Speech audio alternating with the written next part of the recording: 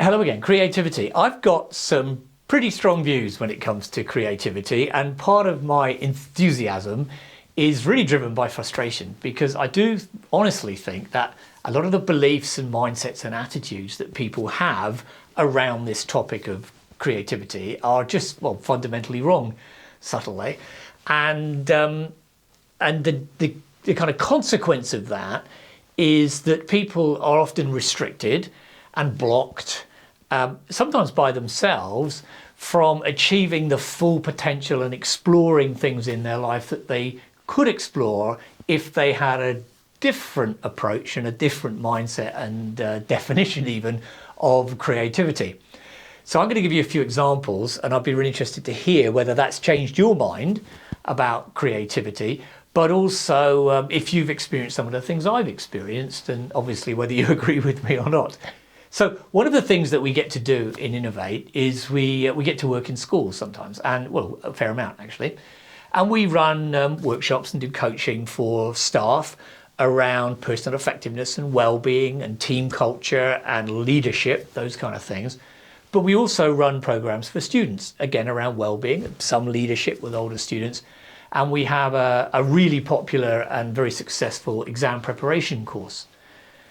So we know schools pretty well, and also I've got, a reasonably long education background when it comes to schools. So one of the phrases, if you like, or labels that we hear is that subjects like music and art and drama are the creative subjects, and people actually label them sometimes as the creative subjects. And by definition, though, or implication at least, subjects like mathematics and physics and stuff are maybe not considered to be creative subjects. And the problem is that if you take that kind of subject labeling and then you apply it to people, so you may say, well, I'm a mathematician, so therefore I'm not creative, or I'm an artist and therefore I'm not mathematical or scientific.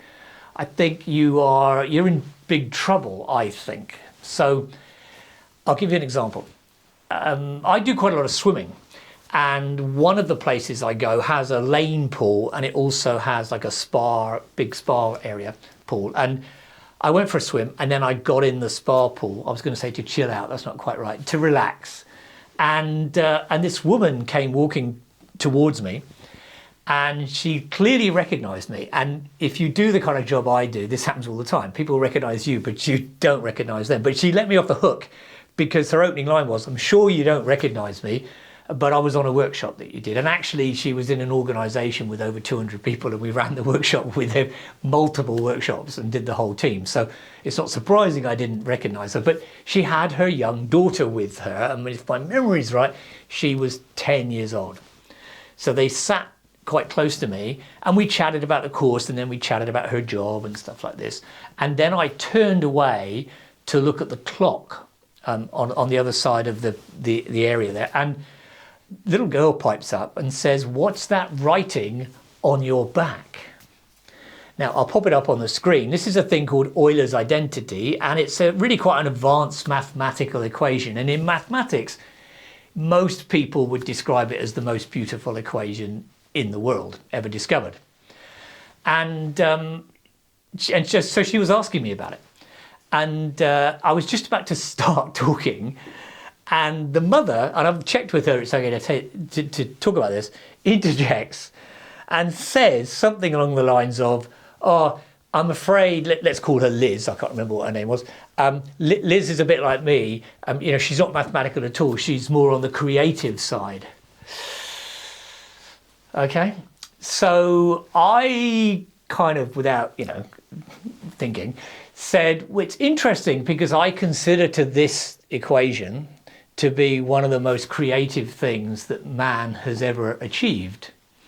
And luckily she didn't punch me on the nose, but the girl just wasn't giving up, you see.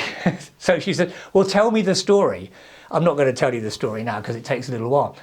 So off the top of my head, I just came up with this idea. So I said, well, this is a story about 5 really badly behaved numbers, and the fact that this amazing guy, like 450 years ago, worked out that although all these numbers, these really badly behaved numbers, kind of live in different worlds, they're actually all connected.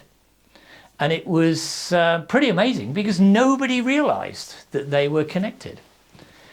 Now, of course, she wasn't giving up, so she made me tell the story, which was an interesting challenge, but I did it. But she doesn't need to know the nitty-gritty of what these letters mean, but just saying to her, look, one of the things we do in maths is when we have a number, because I said two of these numbers, or three of these numbers actually, are so naughty that we can't write them down. And because we can't write them down, we have to make up a little symbol that says, when you see that, we actually mean that number, but we can't put that number because we can't write it down. And you explore things like the little I is actually I for imaginary. It's an imaginary number. It doesn't even exist. It's actually the square root of -1, but she doesn't need to know that. And the trouble is, with all of these numbers that are so naughty, we can't even write them down, or they don't even exist, they're all around us right now. If you go out and you do maths with all the stuff in the world that's around you, they all exist, except two of them we can't write down and one of them doesn't exist, which is crazy. And yet they kind of do. Do you see what I mean? So maths take you to this mind-blowing imaginary world that kind of exists and kind of doesn't, and has numbers you can't write down because they go on forever.